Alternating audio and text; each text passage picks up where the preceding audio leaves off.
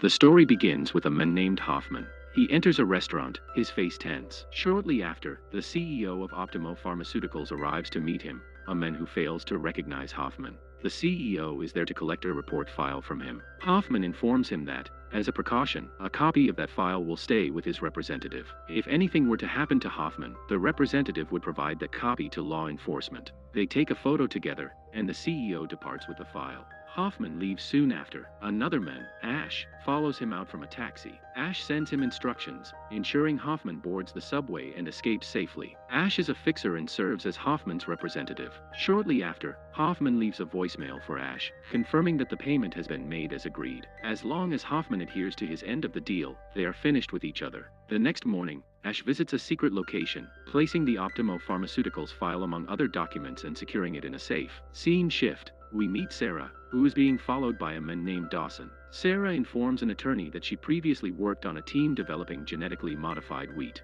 During her research, she discovered a food safety report that highlighted the side effects of their wheat. When she brought these concerns to senior management, they claimed she had misinterpreted the data and assured her there was nothing to worry about. Almost immediately, Sarah was reassigned to another department in Manhattan, and 2 months later, she was terminated. At present, Sarah is facing harassment from her former employer. Employees from the company are stalking her because she kept a copy of the food safety assessment as evidence. Nevertheless, she wishes to return it quietly, prioritizing her safety. She fears that her company may cause her harm. Her attorney provides her with a contact number, mentioning that these individuals can offer assistance, although the attorney is unaware of who they are. They will listen to her concerns and may call back if they decide to help. When Sarah arrives home, she discovers that her car has been burned. The next day, she checks into a hotel and calls the provided number. Meanwhile, Ash is in group therapy, and upon returning home, he listens to his voicemail, which contains Sarah's account of her situation. After hearing her message, Ash researches Sarah's employment history and social media presence. He returns her call using a relay service designed for the deaf, where he types his messages, and the service vocalizes them to Sarah, while her responses are typed back to him, ensuring confidentiality. During an interrogation, Sarah explains the side effects of the wheat, which have caused severe allergic reactions in some and have been linked to cancer in others. Her company is planning a large-scale global launch, potentially affecting thousands who might consume this wheat. Sarah had planned to expose this information publicly but has since turned down a cash settlement from the company to stay silent, feeling intimidated and frightened. Outside her hotel, a van is parked, clearly monitoring her. Ash warns Sarah that her calls are likely being intercepted. Inside the van, Dawson's team is indeed capturing her calls. They trace the relay calls back to the relay service office, but the service adheres to strict confidentiality policies and does not keep records of calls. The following day, following Ash's advice, Sarah goes to a public place and activates a new phone number. She informs Ash that her company is on the verge of being acquired. If this information is made public, the acquisition will be jeopardized, which the company cannot allow. Ash tells her he will help return the documents, but he needs $50,000 upfront first. He assures her that this amount will be reimbursed from the funds they recovered during negotiations. Ash explains that in the next few days, she will need to follow a set of unusual instructions. From now on, they will use a passcode before every conversation. He marks 2 phones with different colored tape, prepares some printed documents, and hands them to Sarah. One document contains detailed instructions on how Sarah should send the $50,000 in cash along with the company file to Ash. Ash instructs Sarah to take the 10:05 a.m. flight from New York to Pittsburgh the following morning, followed by the 11:50 a.m. flight to Atlanta.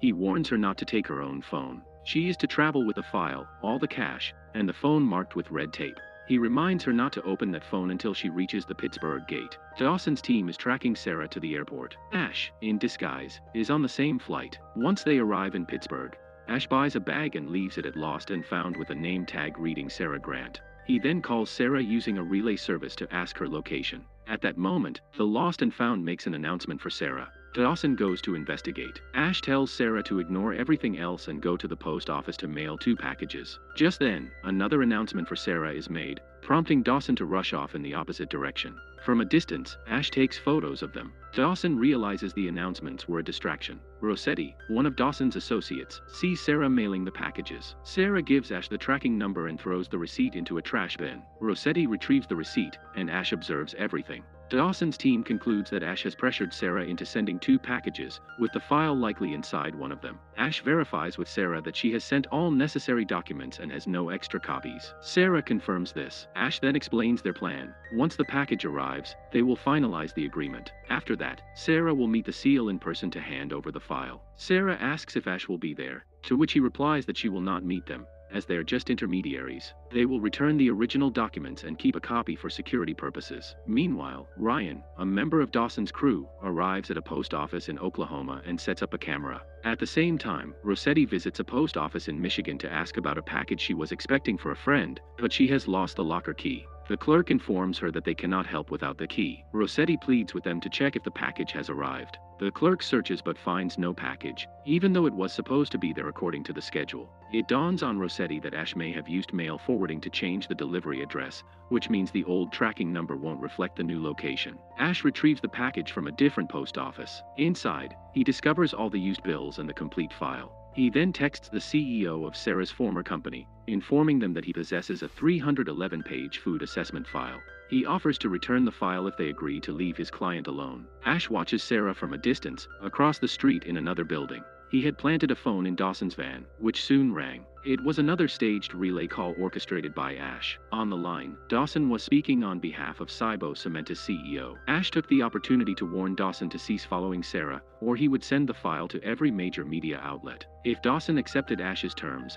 Ash indicated they would return the original file and keep a secure copy as insurance. Ash also asked for a fee to terminate the agreement, claiming he represented both parties. He requested $500,000 in cash and gave Dawson until the next evening to reply. As a result, Dawson left the van and signaled for Ash to come over. Following Ash's lead, they drove away in their van. Sarah reached out to Ash to thank him, and he explained the next steps. After the transfer, she was to leave the area for a few days as a precaution, assuring her it would not be a long-term situation. Sarah asked if she could spend some time outside the hotel first, to which Ash agreed. He also mentioned that she would need to check in daily. Each evening at 6 o'clock, she was to leave a voicemail. If there were any issues, she would reference the weather. If everything was fine, she would simply say, "All right." The next day, Ash met Wash, a woman from his group therapy sessions who was also a police officer. Both had struggled with alcohol addiction but were now sober. Wash had encouraged Ash to open up during therapy. Meanwhile, Dawson agreed to Ash's terms. Ash instructed him to send unmarked cash through the post office, but Dawson secretly included a tracker in the cash package,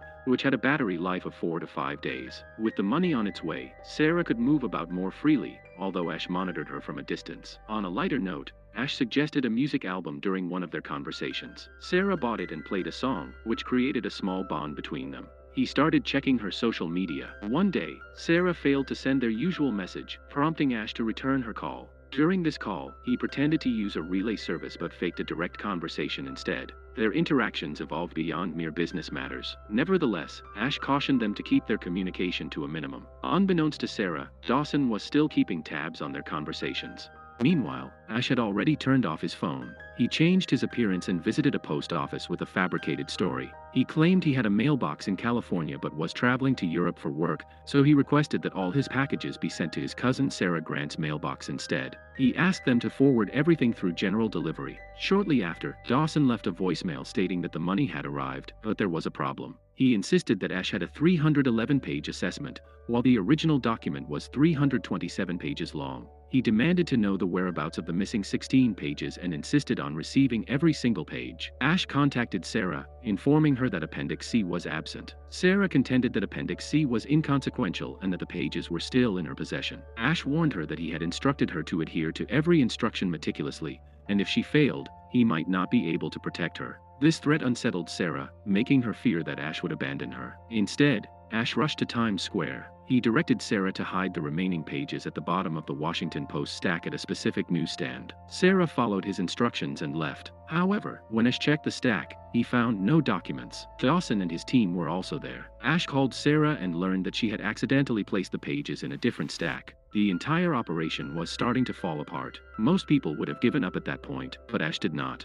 He enlisted a local homeless man to create a diversion near the newsstand. The men threw the newspapers into the air, and amidst the chaos, he retrieved the hidden pages from the incorrect pile. Dawson chased after the beggar, but the woman handed the document to Ash before anyone could stop her. Ash then called Dawson to remind him of their agreement. He asked Dawson if he wanted the file to be made public. Dawson expressed his apologies. Ash established the conditions. The handover would occur in person at a public venue selected by Ash and his team, with both Sarah and the CEO present. Thus, all Dawson could obtain from Times Square was a clip where Ash's face was barely visible. Ash informed Sarah that the exchange was set for Thursday. Until then, she was to call daily and say only one word, either whether or all right. No other words, no variations. If she did not adhere to these instructions, Ash warned they would walk away. Meanwhile, the batteries in the tracker hidden within the cash package Dawson sent had finally died. Back home, Hoffman was still overwhelmed by the guilt of all the lives lost due to his company. He could no longer endure it. He told Ash, "There is blood on my hands." Hoffman declared he would stop calling Ash. Later, during group therapy, Ash finally revealed his true self. He introduced himself as John and admitted he was Muslim.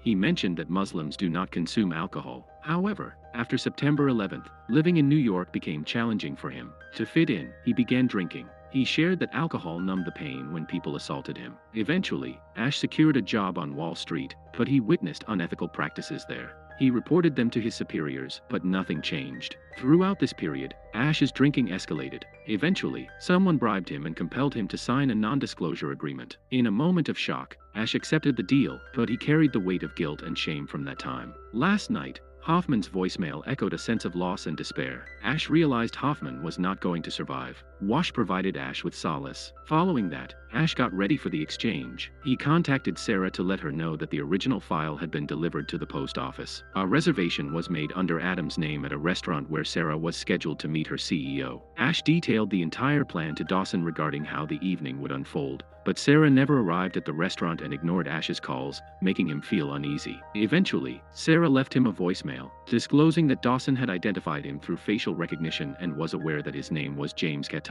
She took responsibility and insisted on managing the handover herself, which was all part of Dawson's scheme. Ash rushed to help Sarah, hurrying to the new venue Dawson had chosen, a crowded concert. He searched the audience and called out for Sarah, but she did not respond. He triggered the fire alarm, causing the crowd to rush out. As he maneuvered through the mass of people, he communicated the passcode to Sarah, stating, "This is me. This is a trap." Ash managed to get Sarah out of the venue and urged her to flee. Confused, Sarah got into a taxi. Ash continued to give her directions, while Sarah begged him to stop, questioning why he was helping her. Ash explained that it was his job. Sarah replied, "Not to this extent, James." Ash corrected her, saying, "That's not my name." When Sarah pressed him for his real identity, he quietly responded, "My name is Ashro." They reached the train station, and Sarah had to continue on her own from there. Before they separated, Ash gently touched Sarah's hair. She moved toward the train, and Ash watched until she boarded. Later, Sarah received a call. She was now under Dawson's influence. Ash threatened to release the document publicly, but Dawson countered with a proposal.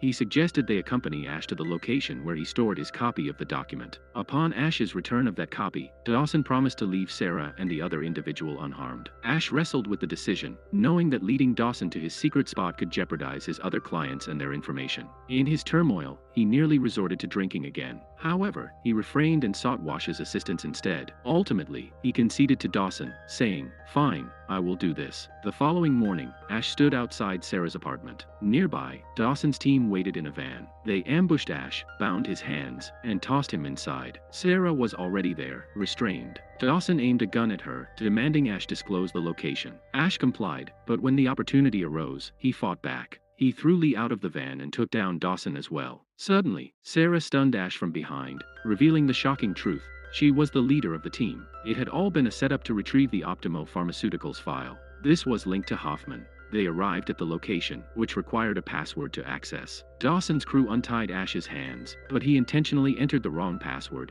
triggering a smoke cloud. Seizing the moment, Ash fled. He attacked Ryan and grabbed his gun. Dawson opened fire, and just then, a passing car hit Ash hard. Yet, he kept running. Stumbling forward, he crossed the railway tracks and concealed himself between containers. However, Rossetti heard him climbing and closed in. Ash took off again, only to confront Sarah, both of them with guns drawn, aiming at one another. Ash dropped his weapon and said, "Do it." At that instant, the police arrived. It was Washington. The entire group was taken into custody. Ash disclosed that he had documents from Optimo Pharmaceuticals outlining the side effects of their products, and that some people were trying to take them from him. Wash asked why he had these documents. Ash replied, "This is my job. I help those who have seen things they were never supposed to witness." Later, Ash went to a post office and collected a cash package. He kept half for himself and sent the other half to the relay service workers. After that, he boarded a train and disappeared into the distance. Soon after, the truth about Optimo Pharmaceuticals emerged in the media. And with that, friends, our story concludes.